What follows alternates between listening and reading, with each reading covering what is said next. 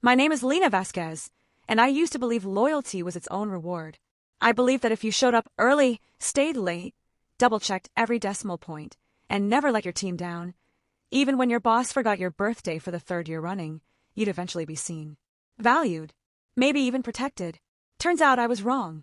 It started with a spreadsheet, not a dramatic confrontation, not a whispered secret in a parking garage, just a boring, color-coded Excel file I was cleaning up on a Tuesday night while rain tapped against my apartment window like it was trying to get my attention.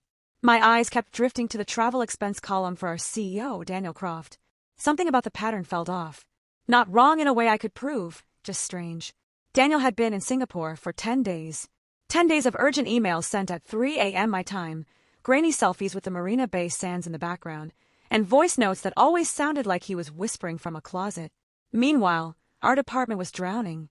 Projects were delayed, clients were furious, and I'd spent 3 sleepless nights covering for him while pretending everything was fine. I clicked on the expense report again. Hotel, $1,200 per night. Flights, business class round trip. Meals, $300 a day. Car service, $200 daily. All standard for a CEO trip, sure. But then I noticed the dates. The hotel charges started before his flight even left JFK. And the car service receipts, they were all from the same driver, someone named Rico, and the pickup locations weren't the airport. They were a quiet residential street in Montauk. Montauk, not Singapore. My stomach dropped like I'd missed a step in the dark. I opened a new browser tab and typed in the hotel name from his receipt. It didn't exist. Not in Singapore, not anywhere. Then I checked the flight number. No record. I sat there, fingers frozen over the keyboard, heart hammering against my ribs. This wasn't a mistake. This was a lie. A big, expensive, carefully constructed lie. I thought about letting it go. What was it to me? Maybe he was having an affair. Maybe he just needed a break. CEOs are human, right? But then I remembered the layoffs last quarter. How Daniel stood in the conference room with that calm, regretful tone, saying, tough choices had to be made for the health of the company, while handing out pink slips to people who'd given 10 years of their lives to Viridian Dynamics. People like Maria from accounting, who cried in the break room because she couldn't afford her daughter's asthma meds anymore. And here he was, billing the company for a fake trip while probably sipping cocktails on a beach somewhere, paid for with our money. I couldn't unsee it, so I dug deeper. I pulled every expense report Daniel had filed in the last 18 months. Cross-referenced flight manifests, hotel chains, even restaurant reservations. I created a timeline, and what I found made my blood run cold. It wasn't just one trip. It was 12. 12 business trips to cities like Dubai, London, Tokyo, places Viridian didn't even operate in. 12 trips that never happened. And the total? $410,387.21. $41,000, short of $500,000. Stolen. From a company that had just cut healthcare benefits. I printed everything. Every receipt, every mismatched date, every fake itinerary. I organized it into a clean, undeniable packet. My hands shook as I stapled the pages together. This wasn't just about exposing a lie. This was about justice. For Maria. For Javier, who'd been let go after 15 years. For every person who'd swallow their pride and work twice as hard because the company needed us. But I wasn't stupid. I knew going straight to HR was pointless. Daniel was HR's boss. The board, though, the board answered to shareholders. And shareholders hate fraud. The problem was access. I was a senior financial analyst, not an executive. Board meetings were locked behind layers of assistants, NDAs, and corporate protocol. I needed a way in. That's when I remembered Evelyn Cho. Evelyn was one of the newer board members, quiet, sharp-eyed, and famously no-nonsense. She joined after the last shareholder revolt, brought in specifically to clean house. I'd met her once at a company retreat. She'd asked me detailed questions about our department's budgeting process, actually listened to my answers, and thanked me by name. Most execs wouldn't remember my face, but Evelyn had. I found her LinkedIn. Sent a message, so vague it wouldn't raise alarms. Asterisk, Ms. Cho, my name is Lena Vasquez from Viridian's finance team. I have urgent, time-sensitive information regarding company expenditures that I believe requires your immediate attention. I understand you're busy, but this cannot wait. Asterisk. I hit send before I could talk myself out of it. 20 minutes later, my phone buzzed. Unknown number. Lena Vasquez. A woman's voice, crisp, calm, no nonsense. Evelyn. Yes. My voice cracked. This is Evelyn Cho. You said you had urgent information. I took a breath. Yes. It's about CEO expense fraud. Over $400,000. A pause. Then, can you meet me? Tonight. 8 p.m. The lobby of the Langham. Don't tell anyone. I hung up, my pulse roaring in my ears. The Langham was 20 minutes from my apartment. I changed out of my sweatpants into dark slacks and a blouse, the kind of outfit that said, I belong here without screaming it. I tucked the printed packet into a plain manila folder. No labels. No names. Just facts. At 7:55 p.m., I walked into the hotel lobby. It was all marble and low lighting, the kind of place where deals were made over $20 coffees. I spotted Evelyn immediately, tall, silver streaked hair in a neat bun, wearing a tailored navy suit. She sat alone at a corner table, sipping tea. I approached slowly. Miss Cho. She looked up, eyes sharp as flint. Lena. Sit. I handed her the folder without a word. She opened it, flipped through the first few pages, then stopped. Her expression didn't change, but her knuckles whitened around the edge of the paper. You compiled this? Yes. Why come to me? Because you're the only one on the board who's asked real questions about where our money goes. She studied me for a long moment. This is serious. If you're wrong, or if this is personal. It's not personal, I said, maybe too quickly. It's math. The dates don't lie. The receipts don't lie. He's been billing fake trips for over a year. Evelyn closed the folder. Do you have digital copies? Yes. Encrypted. Good. Keep them safe. Don't access them from company devices. Don't tell anyone. Not your best friend. Not your therapist. Not your cat. Understood. I nodded. She stood. I'll convene an emergency board session. It'll take 48 hours.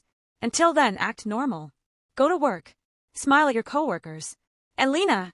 Yes. If Daniel asks you anything at all, about expenses, travel, or Singapore, you know nothing. I swallowed. Understood. She turned to leave, then paused. One more thing. Why risk your job for this? I thought of Maria's daughter, of Javier's empty desk, of all the times I'd stayed late to fix Daniel's sloppy reports while he golfed on company time. Because someone has to, I said. She gave a single, sharp nod. Good answer. The next 2 days were agony. I walked into Viridian Dynamics like nothing had changed. Smiled at the security guard. Nodded at coworkers in the elevator. Sat at my desk and crunched numbers like my life depended on it, which, honestly, it might. Daniel was back from his trip. He strolled into the office Thursday morning looking tanned and relaxed, wearing a linen shirt that probably cost more than my weekly groceries. He stopped by my desk, flashing that easy, practiced smile. Lena, good to be back. Things holding up okay without me. Everything's under control, Daniel, I said, keeping my voice light. Knew I could count on you. He clapped me on the shoulder like we were old friends. Like he hadn't just stolen enough money to pay my salary for 3 years. I forced a smile. Just doing my job. He lingered for a second, his eyes scanning my face. Was he suspicious? Or was I imagining it? Hey, he said casually, you wouldn't happen to have pulled any old expense reports lately, would you? I teased doing some system cleanup, and they asked if anyone's been accessing archived files. My blood turned to ice. No, I said, meeting his gaze evenly. Not that I recall. He nodded slowly. All right, just checking. He walked away, but I felt his eyes on my back until he turned the corner. That night, I triple-checked my encrypted drive, made sure my personal laptop was wiped clean of any traces, slept with my phone under my pillow, jumping at every notification. Friday morning, Evelyn texted. Meeting moved up. 10 a.m. today. Be ready. Ready for what? I didn't know, but I printed a fresh copy of the report, just in case. At 9:45 a.m., I got a call from an unknown number. Not Evelyn this time. A man's voice, smooth and calm. Ms. Vasquez, this is Robert Hayes, General Counsel for Viridian Dynamics. Ms. Cho has requested your presence at an emergency board meeting. Please come to the 32nd floor in 15 minutes. My mouth went dry. The boardroom. Yes. And Lena, bring your folder.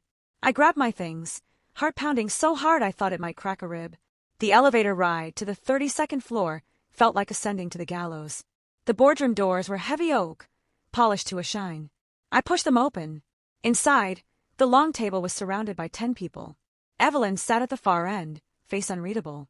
Daniel was there too, leaning back in his chair, arms crossed, a faint smirk playing on his lips. And then I saw it. On the screen behind him, projected in bold letters, Allegations against CEO Daniel Croft, expense fraud. But below it, in smaller print, counter-allegations, malicious whistleblowing by senior analyst Lena Vasquez. My stomach dropped. Daniel stood up as I entered. Ah, Lena. So glad you could join us. We were just discussing your creative interpretation of company records. Evelyn's eyes met mine. Warning. Patience. I took a breath. This wasn't over. Not even close. I stepped forward, folder clutched tight against my chest like a shield. The air in the boardroom was cold, too cold, as if someone had cranked the AC to freeze out truth along with sweat. Daniel's smirk hadn't wavered. He looked relaxed, almost amused, like this was a game he'd already won. Creative interpretation. I said, my voice steadier than I felt. I just followed the numbers. Robert Hayes, the general counsel, cleared his throat. Ms. Vasquez, before we proceed, you should know that Mr. Croft has provided documentation confirming all his travel. Flight confirmations, hotel check-ins, even GPS-tagged photos from Singapore. He's also produced emails showing you requested access to his expense files without authorization. My breath hitched. GPS-tagged photos? But I checked, those locations were faked. Or had they been doctored after I started digging? Evelyn leaned forward slightly. Lena, she said, calm but firm, do you deny accessing his files outside normal protocol? I accessed archived expense reports through the finance portal, I said. Same as I would for any quarterly audit. My clearance level permits it. I didn't hack anything. I didn't steal anything. I just noticed inconsistencies. Inconsistencies. Daniel chuckled, shaking his head like I was a confused intern. You mean the kind that happen when someone misreads time zones? Or confuses booking dates with stay dates? Lena, I appreciate your diligence, really. But jumping to conclusions like this, accusing your CEO of fraud, that's not diligence. That's recklessness. He turned to the board. And frankly, it's damaging. Morale's already fragile after the Q3 cuts. Now rumors are spreading that I'm stealing from the company. All because one analyst got overzealous. A few board members shifted uncomfortably. One nodded slowly, buying a story. But Evelyn didn't blink. Then explain the Montauk car service receipts, she said flatly. Silence. Daniel's smile faltered for half a second. I'm sorry. The car service, Evelyn repeated. Rico's rides, Montauk, New York. 10 pickups over 18 months. All billed as airport transfers from JFK to Manhattan. But the GPS coordinates in the receipts placed them at 14, Seabreeze Lane. A private residence. Not an airport. Not Singapore. Daniel's jaw tightened. That must be a clerical error. Rico's probably used the wrong template. 10 times. Evelyn arched a brow. Over a year and a half. I saw it then, the first crack in his armor. Panic, quickly masked by irritation. Look, he said, voice rising slightly. If there are minor discrepancies in third-party vendor data, that's not on me. I submit what they give me. Finance is supposed to verify that stuff before it hits my desk. All eyes turned to me. I swallowed. We do verify.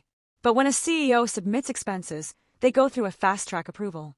Minimal scrutiny. It's protocol. In other words, Evelyn said, the system trusted you. Daniel exhaled sharply. This is absurd. I've built this company's international presence from scratch. I've flown over 1 million miles for Viridian. And now I'm being ambushed over a few typos in a car service receipt. He stood, pacing slightly, playing the wounded leader. If this is how we treat loyalty, maybe I should reconsider my future here. My stomach twisted. He was flipping the script, making me the villain, him the martyr. But then I remembered something. The photos. He'd mentioned GPS-tagged photos from Singapore. But I dug deeper than that. I'd run them through a metadata analyzer. And one photo, the one with the Marina Bay Sands at sunset, had a hidden detail most people wouldn't notice. I took a step forward.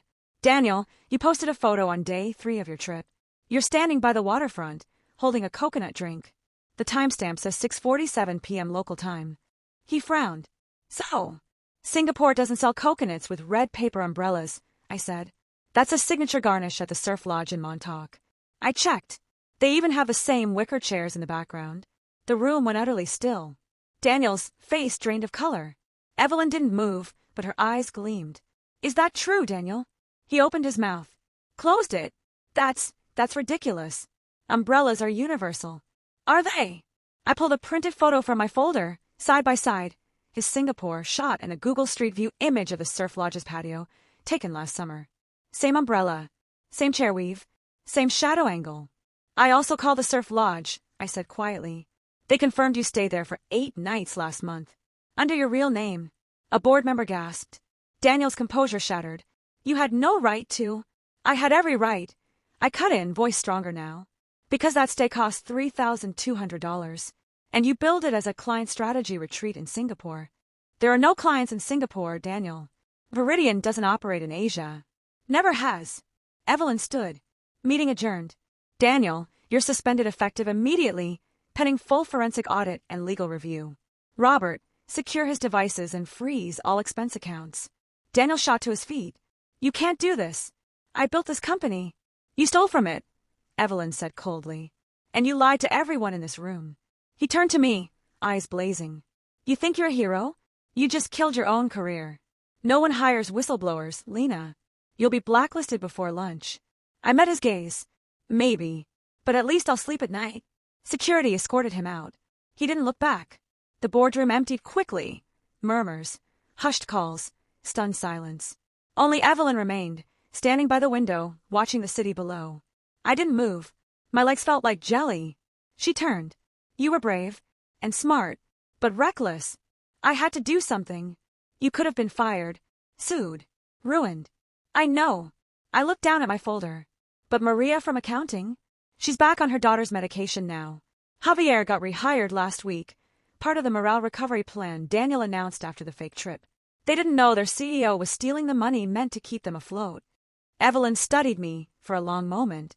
Then, to my surprise, she smiled just a little. You didn't do this for revenge, did you? No, I said.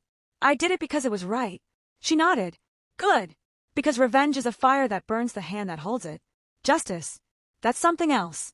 She walked toward the door, then paused. HR will contact you about your role going forward. Don't worry, you're not going anywhere. In fact, she glanced back, we might need someone with your eye for detail in the interim CEO's office. My breath caught. Interim CEO? Evelyn gave a small, knowing look. Someone's got to clean up this mess. And I don't trust anyone who hasn't already stared down a crook and blinked last. She left, the door clicking softly behind her. I stood alone in the boardroom, sunlight streaming through the floor-to-ceiling windows. Outside, the city buzzed on, unaware of a quiet earthquake that had just shaken Viridian dynamics to its core. My phone buzzed in my pocket. A text from Maria. Heard what happened. Thank you, Lena. For all of us. I smiled, tears pricking my eyes. It wasn't over. There'd be audits, depositions, maybe even court. Daniel wouldn't go quietly. But for the first time in years, I didn't feel small. I didn't feel invisible. I felt seen. And that was worth more than $410,000. 2 weeks later, Daniel Croft was formally charged with wire fraud and embezzlement. The board appointed Evelyn Cho as interim CEO, and she asked me to lead the internal compliance task force. I didn't take revenge. I took responsibility. And in doing so, I found something I'd almost forgotten, my own worth.